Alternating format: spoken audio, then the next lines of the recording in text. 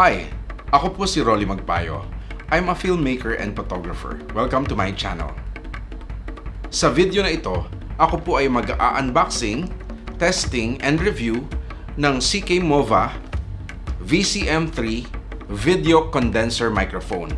Ito po ay para sa mga DSLRs, mirrorless, at para sa mga smartphone.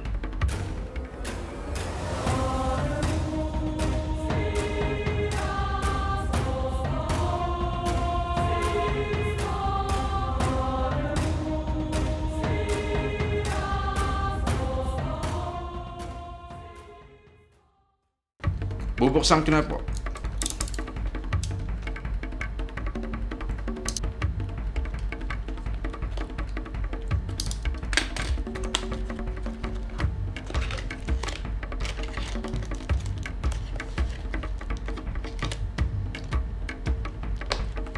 Unang-una ko po nakita ay yung pong user's manual. Medyo maliit po yung sulat pero in English naman siya.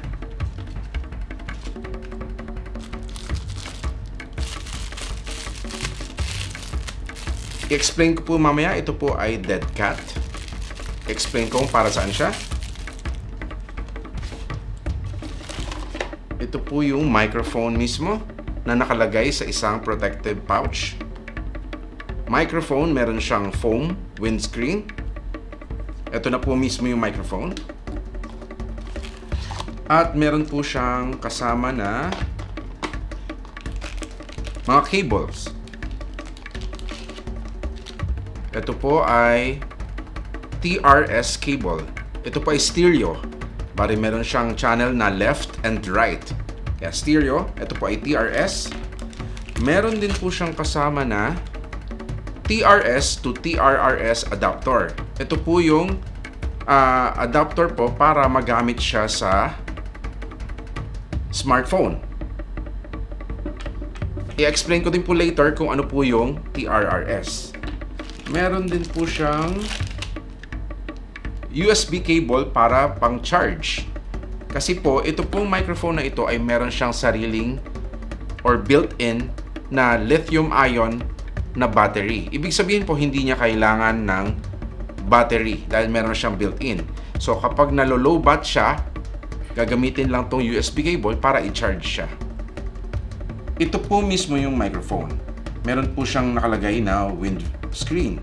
Ito pong foam na to ay nagbabawas po ng noise na galing po sa hangin.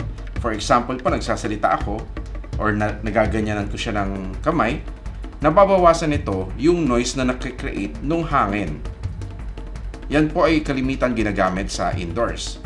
Ito pong microphone na ito, ang tawag dito ay shotgun mic. Ang ibig sabihin po ng shotgun mic, nakafocus po sa harap yung mismong pag-pick up niya ng sounds. Tapos meron po siyang mga butas dito sa gilid, yan po yung nagre-repel ng sound from the sides. So basically po, nagre-record po siya, concentrated po yung galing sa harap ang audio and less galing sa sides at less din po galing sa likod. Ito po ay shotgun microphone. Kung makikita nyo, meron po siya dito na switch. Meron po siyang switch na 0 dB or 0 decibel. And meron siyang plus 10 decibel na gain. Ibig sabihin po, kapag kailangan nyo ng mas malakas, halimbawa mas malayo po yung inyong sinushoot, pwede nyo siyang i-boost. Lalagyan nyo siya ng plus 10 na gain. Pero on normal shooting, ito po yung ginagamit, yung 0 dB.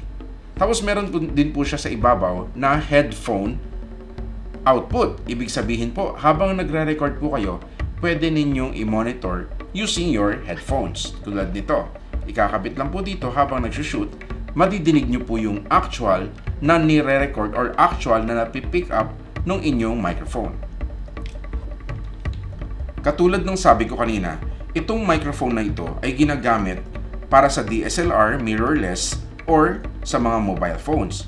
Kung makikita ninyo, meron siyang mount. Itong mount na to ay tawag dito ay cold shoe mount. Ang ibig sabihin ng cold shoe mount, ito po yung ikinakabit sa hot shoe ng mga cameras. Kaya po siya tinawag na hot shoe dahil meron pong tumatakbo na kuryente dito. Ito po, ang tawag po sa kanya ay cold shoe dahil ito po ay mounting lang. Hindi po siya, wala po siyang tumatakbo na kuryente galing po dun sa microphone. So, ito po siya, ikakabit ko po siya sa isang mirrorless na camera.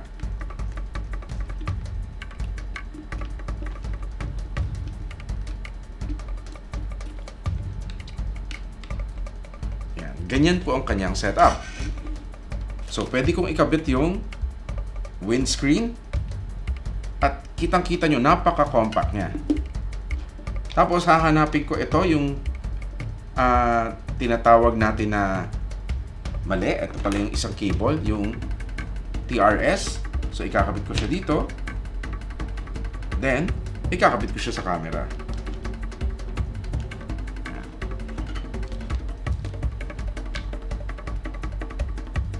Para dito sa mga cameras, DSLR man or mirrorless, itong cold shoe mount. Naka-mount na mismo yung VCM3 sa cold shoe mount. Ngayon, tatanggalin ko po siya dito sa camera.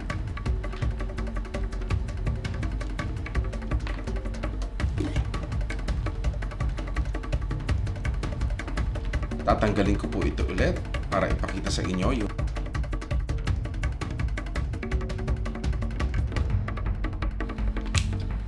ayan. Kung makikita ninyo, meron siyang isa pang 3.5mm na pin. Ito po ay TRRS.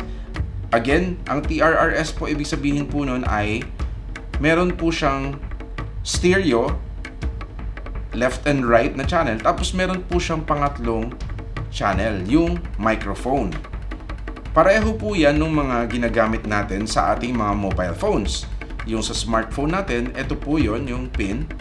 Meron po siyang tatlong lines. Ito din po, meron po siyang tatlong lines. Yan po yung TRRS. Kung i-compare natin yan dito, na meron lang dalawang lines, ito po yung TRS or tip, ring, and sleeve. Ito po ay TRRS, tip, ring, and sleeve. Ito po ay kalimitang ginagamit sa mga mobile phones. Para nadidinig mo na yung mobile phone mo, meron ka pang microphone. Katulad nitong headphones na to. So, ito po ay kinakabit sa mga mobile phones. So, ito po yung mobile phone. Kalimitan po, nagsushoot tayo, nakaharap po yung camera sa sinushoot natin sa subject at nasa atin po nakaharap yung monitor. Ito po yung pinakasaksakan ng kanilang microphone, yung mobile phone. So, gagawin ko, isasaksak ko lang dito at meron po siyang clip na mag-hold on dun sa mobile phone. Ayan. Ganyan po ang kanyang setup. So, ito po yung camera. Pwede na po ako mag-shoot.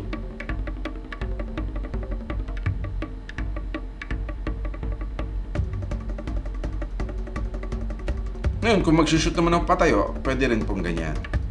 So, ayun po yung camera. Pwede ko siyang hawakan ganyan. At yung microphone, securely naka-mount dun sa ilalim. And pwede ko pa rin pong ikabit yung windscreen. So, hindi po siya nakikita ng camera dahil correctly placed po yung microphone sa mobile phone. Hindi na po kailangan ng cable para dito sa mobile phone. Ito pong cable na extra ay pwedeng gamitin kung ang inyong cellphone ay ima-mount nyo sa isang cage. Kasi marami pong nabibili na cage para sa mga mobile phones. Ito naman po yung kasama na tinatawag na DEADCAT. Yes, hindi po ako nagbibiro, guys. Yun po talaga ang tawag sa kanya, DEADCAT. Siguro naman naiintindihan nyo. Doon po sa mga malalaking microphones, usually malalaki to. Mukha siya talagang hayop na patay. So ito po, dahil maliit po yung microphone, hindi naman po kailangan ng malaki na DEADCAT. Ito pong DEADCAT ay kalimitang ginagamit outdoors kapag mas malakas po ang hangin. Pwede rin po itong gamitin indoors. Dahil, halimbawa, meron po kayong shoot na nagre-require ng mga fan or malakas po yung hangin ng fan sa loob ng studio, pwede rin po itong gamitin. Yan. Nakakabawas po yan sa ingay na create ng hangin. Ito po ay DEADCAT.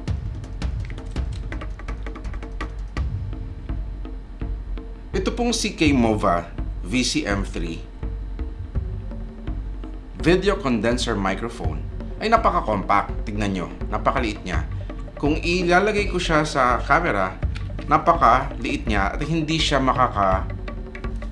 sagabal. Marami pong microphone na magaganda na available po sa market. Tulad po nito, ito po ay Rode VideoMic Go. Maganda siya, maganda ang quality nito. Pero kapag nilagay ko siya sa isang maliit na camera, medyo nawawala po yung small factor ng camera kasi lumalaki siya. And halimbawa, mag-shoot ka sa mga busy, tulad nun, pag nagva-vlog ka, marami kang pinupuntahan, medyo nakakasagabal po yung malaki na microphone. Although maganda ito, medyo malaki siya. So kung ikukumpara ko yung liit nito, syempre mas advantageous ito kapag meron kang mga sinushoot na mabilisan. Ngayon, ito po ay meron siyang TRRS. So ito po ay pwede sa mga mirrorless at DSLR. Ngayon, kung ito po ay gagamitin ko dito, hindi po pwede ito mismo na diretso sa mobile phone. Dahil ang kailangan po nito ay TRRS. So, mapipilitan po akong kailangan ko pa ng adapter. Meron po ako dito na lapel mic. Yung lapel mic ko po, yung lavalier, ginagamit ko yan sa phone din. Pero, ginagamitan ko pa siya ng adapter. Ito po yung tinatawag na TRS to TRRS adapter. Bali, ilalagay ko to dito sa microphone. Then, saka ko siya isasaksak sa mobile phone. And, as you can see, kung gagamitin ko to sa mobile phone, medyo hassle. Unless meron akong cage na mabibit din yung purpose na bakit ka gumamit ng mobile phone? Kailangan mo ng maliit na camera. Tapos lalagyan mo ng ganito malaking mic. So, yun po yung advantage nitong microphone na ito. Dahil sobra siyang liit, kapag ikinabit ko siya dito, lalo na pag tinanggal ko to, nagiging compact na talaga. So kapag mag-shoot ka sa mga lugar na masyadong pansinin yung malaking camera, napaka-advantageous po nito. This is a 2-in-1 product na pwede mong gamitin sa malalaking cameras and pwede mo rin gamitin sa maliliit na mobile phone. Pwede mo rin ito gamitin sa tablet. So, mag-fit din siya sa mga tablet dahil ang kailangan lang naman niya is 3.5mm na port. And karamihan naman sa mga smartphones and tablets ay merong 3.5mm na audio port. Ngayon yung ibang tao, tinatanong nila na bakit kailangan ko pa niyan ng external microphone? Kung yung camera ko naman ay merong built-in microphone, tapos yung cellphone ko naman or yung aking smartphone ay meron ding built-in microphone. Kalimitan po, ang built-in microphone ng mga mirrorless and DSLR ay omnidirectional. Ang ibig sabihin ng omnidirectional, nire-record niya all around the microphone. Ibig sabihin, nire-record niya yung nasa harap kung sino yung sinushoot mo. At the same time, kaya niya ding ma-record yung mga nasa sides at nasa likod. Pati yung mga ibon na dadaan sa ibabaw or eroplano or pati yung yabag ng iyong mga paa. Ganun po ang omnidirectional microphone. Ganun din po ang mobile phones. Omnidirectional po ang microphone niya. So, kahit itutok ko po yung camera na yan sa inyo, pwede niya rin madinig yung mga nasa sides. So, medyo disadvantageous po yun kapag kayo ay nagre-record sa maraming tao. Ang advantage po ng isang shotgun microphone, kung kanino nakatutok yung microphone, yun po yung mas malakas ang audio pickup. So, ibig sabihin kung meron pong nagsasalita sa sides at sa likod, or kung nahihingahan ko yung microphone, hindi niya masyadong nadidinig. Meron pa din pero napaka-minimal compared dun sa napipick up ng audio sa harap.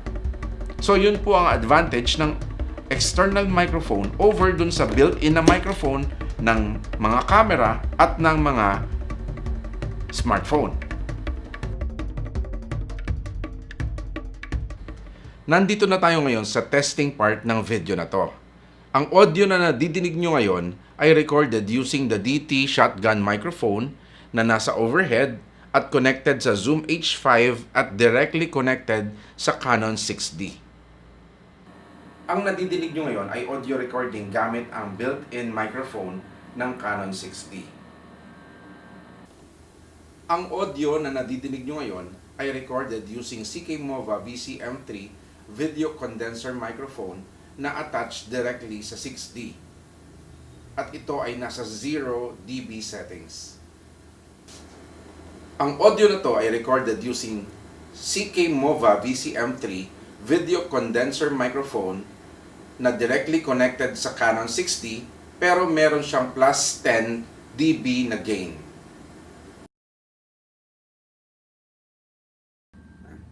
Ang nadidinig nyo ngayon ay recording ng iPad gamit ang built-in microphone.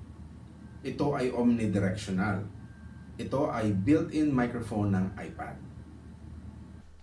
Ang nadidinig nyo ngayon ay audio recording ng iPad gamit ang CKMOVA VCM3 video condenser microphone.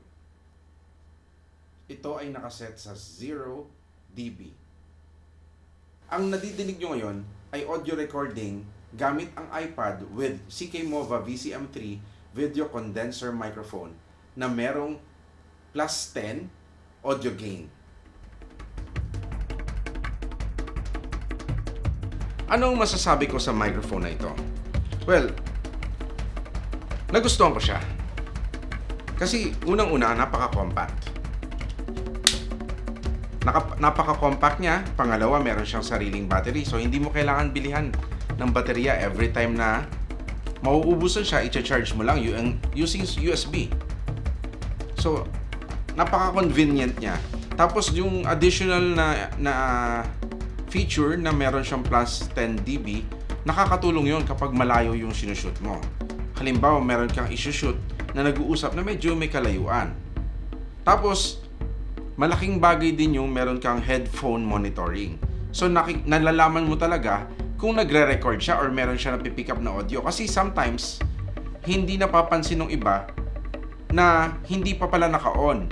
So, with this feature, nadidinig mo kung merong nadidinig yung microphone. So, malalaman mo kung naka-on. Although meron siyang ilaw dito, may posibilidad na hindi siya mapansin kapag masyadong maliwanag ang araw sa labas. So, malaking bagay na meron siyang headphone monitoring. Tapos may kasama na siyang windscreen. Well, normal 'yon sa mga video microphone, pero meron din siyang kasama na DEADCAT. So, malaking bagay 'yon. Tapos meron siyang extra cable na dalawa, yung isa for cameras at yung isa naman for mobile phone or kung ano man yung gumagamit ng TRRS. Dalawa yung para sa mobile phone. Isang cable if ima-mount mo siya sa cage. Or kung gusto mong diretso na nakakabit siya, tatanggalin mo lang siya dun sa cold shoe mount, ikakabit mo na siya diretso. So maganda siya. Mare-recommend ko to actually. Nung pina-review to sa akin, automatic po, pag ni-review ko to, akin na to. Lalo na kung nagustuhan ko. Pero nagustuhan ko siya talaga. So, meron akong surprise para sa mga viewers ko. Ano yung surprise ko? Nanghingi pa ako ng isa sa Vizen Marketing at ito ay ipaparaffle ko. Yes, ipaparaffle ko po to isa. Nagkakahalaga po siya ng 2,900 plus. Hindi ko po alam yung exact price, pero nasa ganong range. Tapos, ito po ay ipaparaffle ko at mapapanood nyo sa YouTube channel ko yung raffle mechanics. So, abangan nyo po yung aking next na video. Ngayon, kung hindi pa po kayo nakasubscribe sa akin, click nyo po yung subscribe button, tapos i-like nyo din po itong video na to, tapos i-hit din po ninyo yung notification bell para pag nilabas ko po yung next na video ko, ma-notify po kayo ng YouTube. Maraming salamat po at abangan ninyo yung aking next video.